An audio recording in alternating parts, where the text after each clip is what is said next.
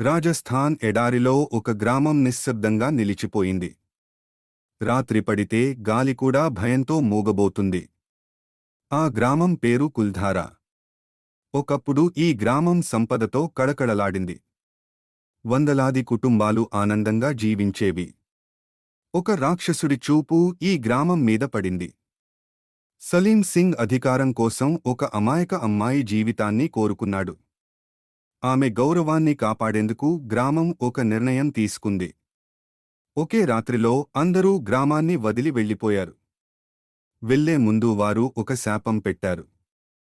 ఈ గ్రామంలో ఇక ఎవరూ జీవించలేరు అంటూ వారు శాపించారు. ఈ రోజుకీ కుల్ధారా వీధుల్లో వింత శబ్దాలు వినిపిస్తాయి అని చెబుతారు.